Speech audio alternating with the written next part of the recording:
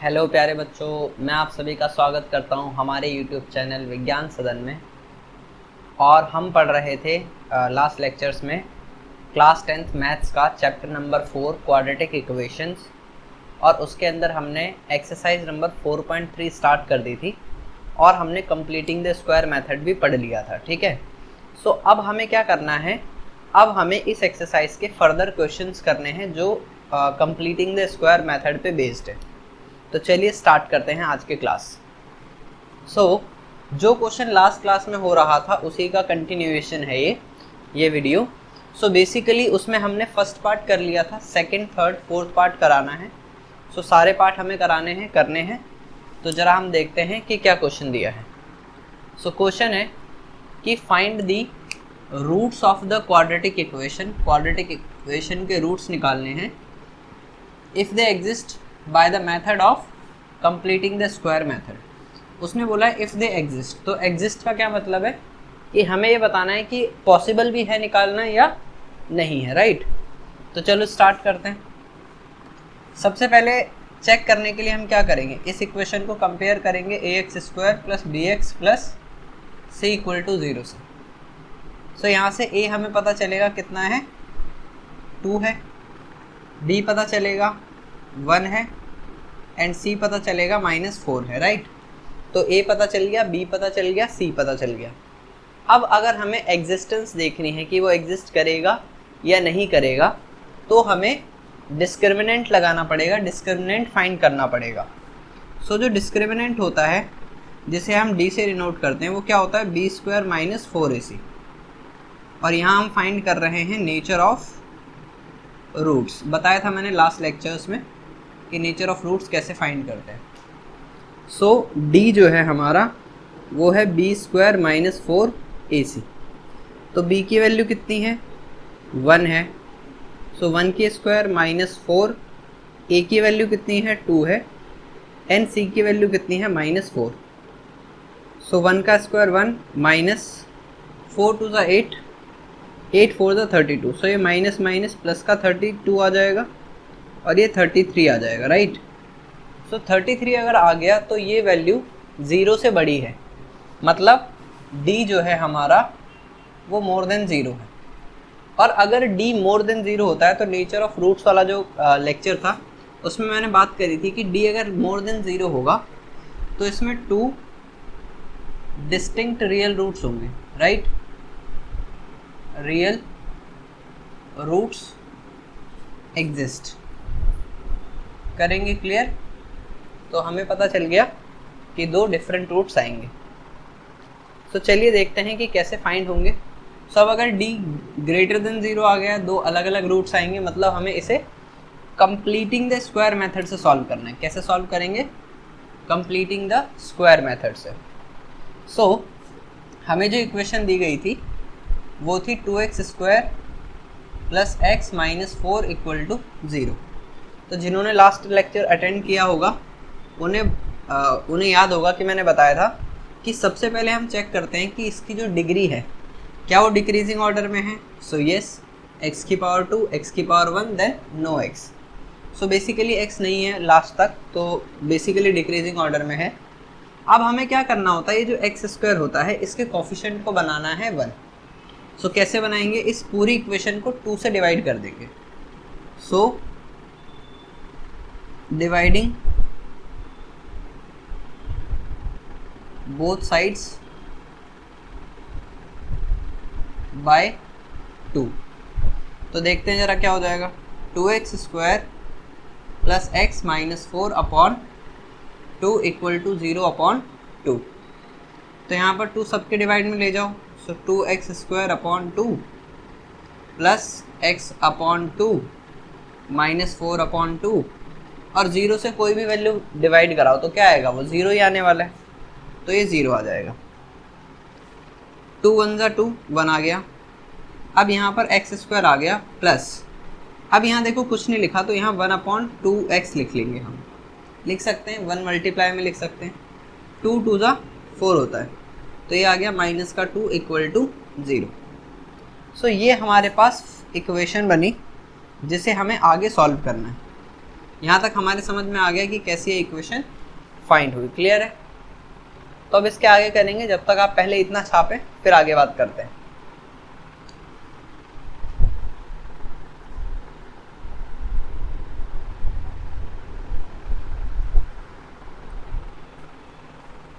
चलिए, I hope आपने छाप लिया होगा।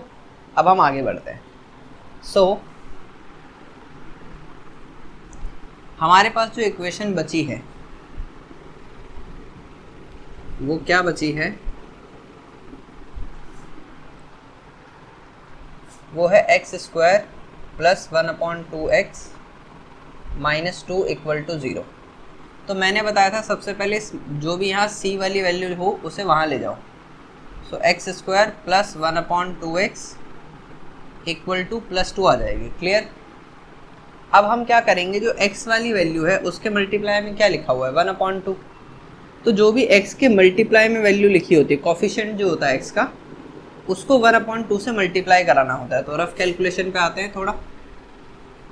सो 1/2 पहले से था और इसको किससे मल्टीप्लाई कराएंगे 1/2 से, तो 1/4 आ जाएगा। ये 1/2 ये वाला है और ये वाला 1/2 हमने अलग से मल्टीप्लाई कराया है, तो 1/4 आया है। अब LHS और RHS दोनों में ही हमें 1/4 का स्क्वायर करके ऐड करना है। So X square plus 1/2x plus 1/4 का स्क्वायर इक्वल टू 2 प्लस 1/4 का स्क्वायर। तो अगर हम सेम वैल्यू LHS में ऐड करें और RHS में ऐड करें तो उससे इक्वेशन पे कोई फ़र्क नहीं पड़ता है।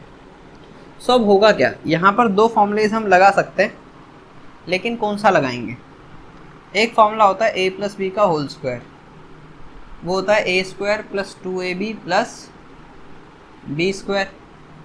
और एक होता है a माइनस बी का होल स्क्वायर, जो होता है a square minus 2ab plus b square. समझ में आ रहा है यहाँ तक, ठीक है। तो चलिए इसके आगे देखते हैं। तो अब दो फॉर्मूले में से हमें चेक करना है कि कौन सा फॉर्मूला हमें यूज़ करना है। तो ज़रा यहाँ देखें, यहाँ पर a स्क्वायर पॉजिटिव रहता है, एक्स स्क्वायर पॉजिटिव है, बी स्क्वायर पॉजिटिव रहता है, ये भी पॉजिटिव है। मतलब मैंने बताया था x वाली टर्म जो होती है वो फाइंड करके बताती है हमें कि हमारा फॉर्मूला प्लस वाला लगेगा या माइनस वाला। तो अगर 1/2x के साथ प्लस वाला है तो प्लस वाला फॉर्मूला लगने वाला है, क्लियर। सो इसे हम लिखते हैं एक्स स्क्वायर को x का होल स्क्वायर लिखते हैं और 1/4 को 1/4 का होल स्क्वायर लिखते हैं। अब यहाँ लगाना है 2ab, तो +2, a की वैल्यू कितनी है हमारे पास x, तो इंटू x, और b कितना है 1/4 और इक्वल टू 2 प्लस 1 का स्क्वायर 1 और 4 का स्क्वायर 16। सो अब यहाँ देखिए, अगर अब मुझे चेक करना है कि मैंने सही किया है या नहीं किया है, सो 2 1 जा 2 होता है और 2 2 जा 4 होता है। क्या वापस 1 1 जा 1 और अपॉन 2 आ जाएगा, मतलब 1/2 आ जाएगा। तो इसका मतलब इसको अभी इरेज कर देते हैं, अभी के लिए हमने समझ लिया कि सही किया है, तो यहाँ 2 लिख दिया, यहाँ पर 4 लिख दिया, राइट। लेकिन अब क्या करें, अब हमें लगाना है फॉर्मूला। कौन सा फॉर्मूला लग रहा है, a प्लस बी का होल स्क्वायर। तो a की वैल्यू x है और b की वैल्यू 1/4 है, राइट। सो देखते हैं जरा, ये इरेज कर देता हूँ यहाँ।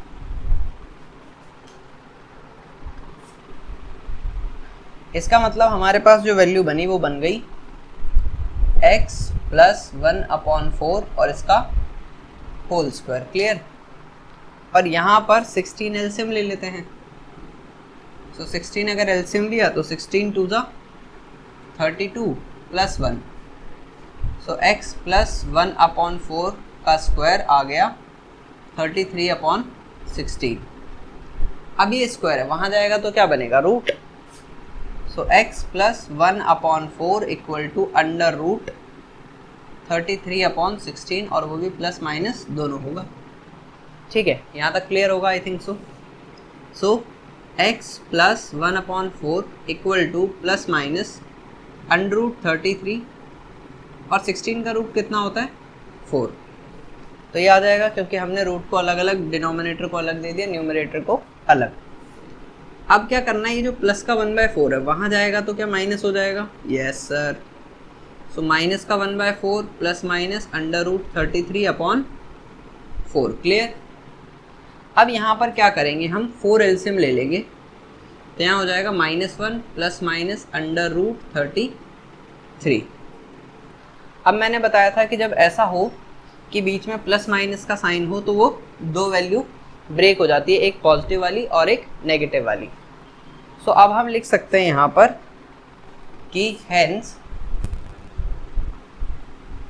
एक x की वैल्यू होगी, क्योंकि अब देखो 33 का तो रूट निकलने वाला नहीं है, तो एक x की वैल्यू होगी -1 प्लस √33/4 और दूसरी x की वैल्यू होगी -1 माइनस √33/4। सो ये दो वैल्यूज़ हमारे पास आएंगी और यही हमारा आंसर है। तो देखो अभी तक कभी भी हम ऐसी इक्वेशन नहीं फाइंड कर पाते थे, मतलब फैक्टराइजेशन से हम वही क्वेश्चंस कर पाते थे जिनका फैक्टराइजेशन पॉसिबल होता था, लेकिन कभी भी ऐसा नहीं आता था √33 कोई ऐसी वैल्यू आ गई जिसका रूट नहीं है। सो यहाँ पर ऐसी सिचुएशन आती है और यहाँ से हम किसी भी इक्वेशन की वैल्यूज़ फाइंड कर सकते हैं, क्वाड्रेटिक इक्वेशन की। बस कंडीशन ये ध्यान रखनी है कि उसके रूट्स पॉसिबल होने चाहिए, डी हमारा नेगेटिव नहीं आना चाहिए, क्लियर है। तो आई होप आपको ये क्लियर होगा। फटाफट से इसे छापें, फिर हम आगे बात करते हैं।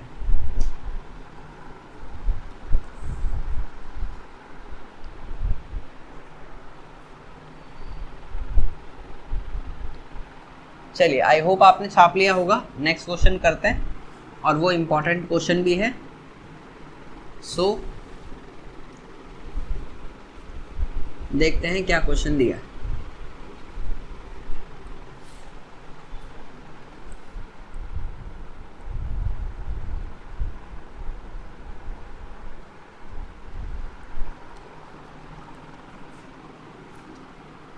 थर्ड पार्ट है 4x² प्लस 4√3x और प्लस का 3 इक्वल टू 0, क्लियर है। तो ये इक्वेशन अपने को दे रखी है। अब सबसे पहले तो हम डर जाते हैं इसे देख के, क्यों? क्योंकि सर इसमें तो रूट आ गया, और रूट आ गया तो हमारे तोते उड़ गए। तो पकड़े रखो, जरा समझते हैं, ठीक है। तोते, सो 4x² प्लस 4√3x प्लस 3 अपने तोते पकड़ के रखने। 4x² 4√3 प्लस 3, तो a यहाँ इसको हम अगर कंपेयर करें ax² plus bx plus c equal to 0 से, तो यहाँ पर a कितना आएगा 4, b कितना आएगा 4√3 और c हमारा आ जाएगा 3, राइट। तो पहले तो हमें ये चेक करना होगा कि इसके रूट्स निकालना पॉसिबल है या नहीं है। और पहले अगर हम चेक करेंगे कि रूट निकालना पॉसिबल है या नहीं है, तो उसके लिए हमें डिस्क्रिमिनेंट कैलकुलेट करना पड़ेगा। तो जो d हमारा होता है वो होता है b², नेचर ऑफ रूट्स लिख दो यहाँ टॉपिक की क्या कर रहे हैं हम। तो d हमारा होता है b² माइनस 4ac।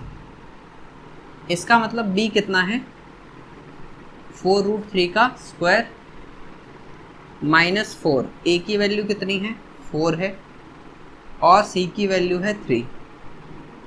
तो जैसा कि आपको पता है, अगर मैं 4√3 का स्क्वायर करता हूँ तो क्या आएगा, जरा समझते हैं। अगर मैं 4√3 को मल्टीप्लाई कराता हूँ 4√3 से, तो 4 4 जा 16 एंड √3 इंटू √3 क्या हो जाएगा 3। तो 16 इंटू 3 कितना हो जाएगा 48। सो ये आ जाएगा 48 और माइनस 4 4 जा 16 एंड 16 3 जा 48। तो 48 में से 48 गए तो 0 बचा। तो अगर d 0 भी आता है हमारा, तो उसकी क्या कंडीशन होती है, 2 इक्वल रियल रूट्स, यही होता है। सो d की वैल्यू अगर 0 है तो 2 इक्वल रियल रूट्स आते हैं। इसका मतलब अगर d 0 आ गया, 2 इक्वल रियल रूट्स आ गए, ठीक है, सही है, बहुत बढ़िया है। लेकिन अब हमें समझना है कि इसे सॉल्व कैसे करें आगे, क्योंकि अभी तो 2 इक्वल रियल रूट्स आ गए, तो मतलब अपने को ये समझ में आ गया कि इसके सॉल्यूशंस पॉसिबल है।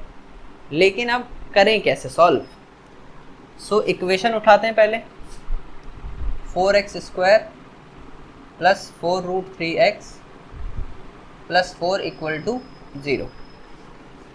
तो यहाँ पर अब हम क्या करेंगे, देखो x² का कॉफिशिएंट 4 है, पहले तो डिग्री चेक कर लो, सही है।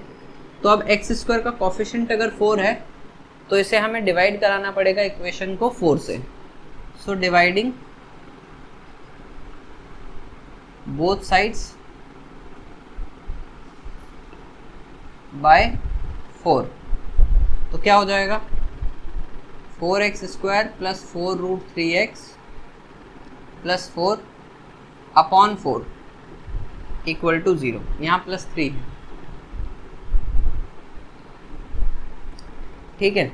तो अब अगर ऐसा है तो इसको 4 को डिवाइड करा दो सबसे, 4x² upon 4 plus 4√3 upon 4x plus 3 upon 4 equal to 0।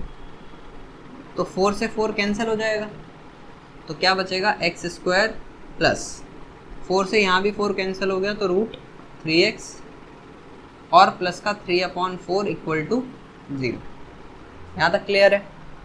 तो अब हम इसके आगे सॉल्यूशन करेंगे, पहले आप इतना नोट कीजिए क्योंकि स्पेस की थोड़ी प्रॉब्लम है, तो आप फटाफट इतना छापेंगे फिर आगे बात करेंगे, ठीक है। तो छापिए।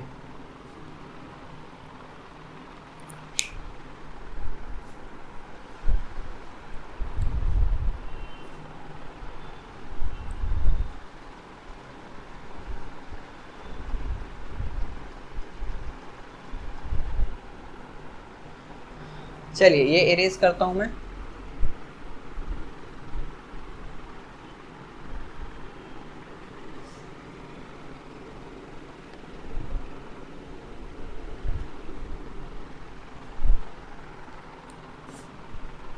हमारे पास इक्वेशन बची है x² plus √3x plus 3 upon 4 equal to 0।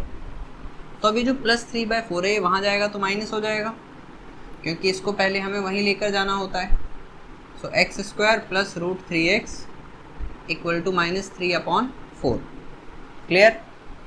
अब हमें क्या देखना होता है कि x का वेरिएबल क्या है, और जो भी x का वेरिएबल होता है उसे हम 1/2 से मल्टीप्लाई कराते हैं। तो यहाँ x का वेरिएबल है √3, तो √3 लिखेंगे हम साइड में और इसको 1/2 से मल्टीप्लाई करा देंगे। तो √3 इंटू 1 क्या आ जाएगा, √3/2। तो ये जो √3/2 आया इसका स्क्वायर करके LHS में भी ऐड करेंगे और RHS में भी। सो x² प्लस √3x प्लस √3/2 का square equals to minus 3/4 plus √3/2 का होल स्क्वायर। करेक्ट। तो ज़रा देखते हैं क्या आएगा वैल्यू। देखो यहाँ पर जो फॉर्मूला है वो कौन सा लगेगा। अब इतने क्वेश्चन हमने कर लिए हैं, थर्ड क्वेश्चन कर रहे हैं, तो इतना तो हम जान ही चुके हैं कि यहाँ √3x का साइन देखेंगे प्लस का है तो फॉर्मूला प्लस का लगेगा। तो यहाँ पर a प्लस बी का होल स्क्वायर समझते हैं ज़रा क्या होता है, a² plus 2ab sorry so a² plus 2ab plus b² है। अब यहाँ पर क्या है, a² वाली टर्म पॉजिटिव है, यस, b² वाली टर्म पॉजिटिव है, यस, और ये जो 2ab बनाती है मतलब कि √3x वो भी क्या दिखाई दे रहा है हमें, पॉजिटिव ही है, सही है। तो अगर पॉजिटिव है तो फॉर्मूला कौन सा लगेगा, a प्लस बी का होल स्क्वायर लगेगा। तो ज़रा समझते हैं क्या होगा। इसे मैं लिखता हूँ x का स्क्वायर प्लस 2ab मतलब, और प्लस में लिख लेता हूँ √3/2 का होल स्क्वायर। इसका मतलब ये हमें बता रहा है कि ये a का स्क्वायर है और ये b का स्क्वायर है। तो a की वैल्यू x हुई और b की वैल्यू √3/2 हुई। तो प्लस 2 a की वैल्यू x है और b की वैल्यू √3/2 है।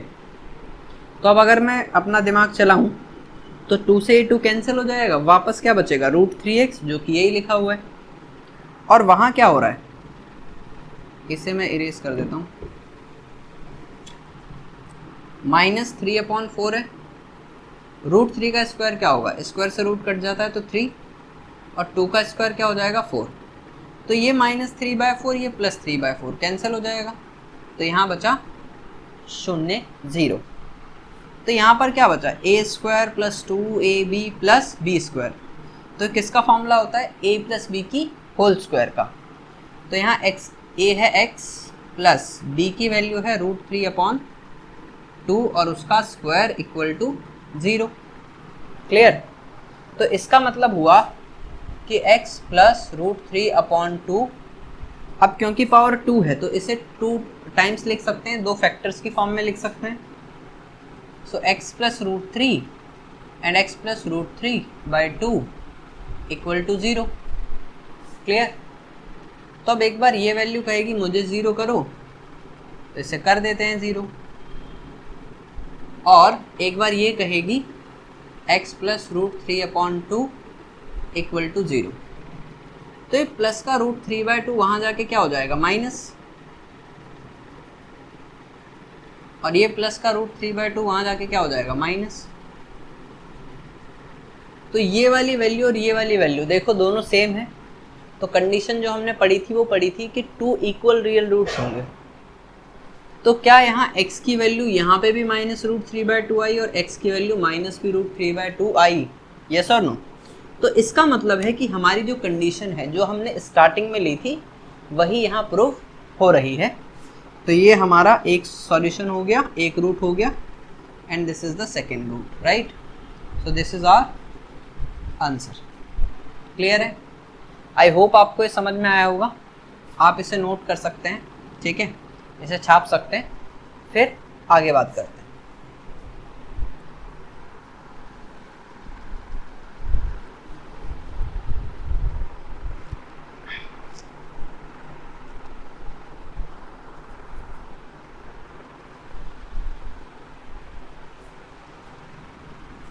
चलिए रेस करते हैं।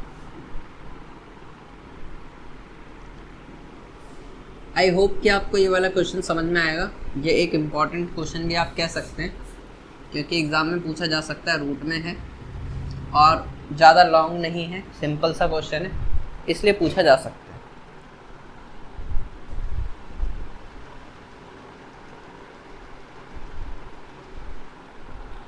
ठीक है, तो चलिए एक क्वेश्चन है हमारा पार्ट 4, वो करते हैं, ठीक है, फिर देखते हैं।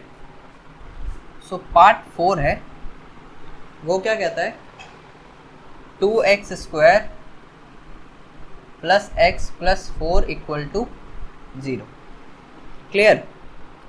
तो ये हमारे पास इक्वेशन है और सेम क्वेश्चन तो सेम ही है कि पहले चेक करो एग्जिस्ट कर रहे नहीं कर रहे रूट्स, और उसके बाद इस कंप्लीटिंग द स्क्वायर मेथड से सॉल्व कर दो। तो इससे पहले हमें कंपेयर करना होता है ax² + bx + c से = 0। तो a कितना है, 2 है, b कितना है, x के साथ कुछ नहीं है तो 1 लिखा है, और c कितना है, 4। तो अब ज़रा चेक करते हैं, जो हमारा d होता है वो क्या होता है, नेचर ऑफ रूट्स देख लेते हैं पहले, क्योंकि वही बताएगा हमें कि क्या करना है, आगे स्टेप क्या रहेंगे।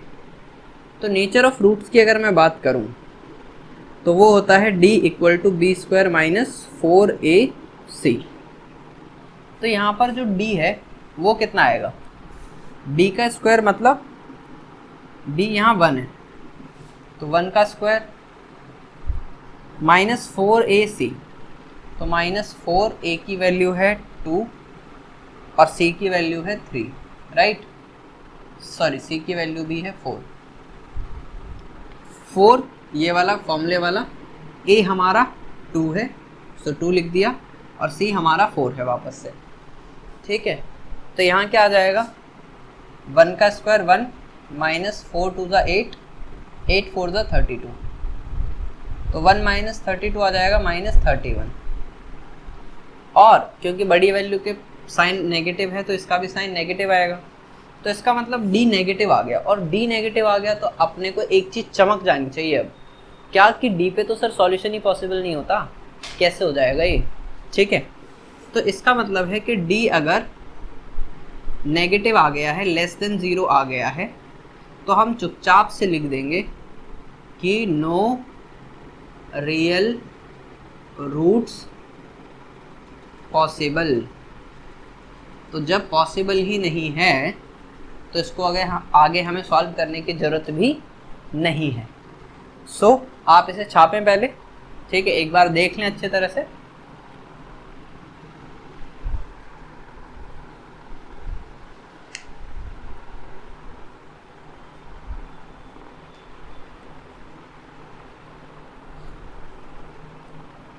सो आई होप आपने नोट कर लिया होगा, ठीक है। सो आज की क्लास हम यहीं पे एंड करेंगे, नेक्स्ट क्लास में मिलेंगे। Thanks for watching this video. तब तक के लिए टाटा सन्नाटा, बाय बाय, अगली क्लास में मिलते हैं।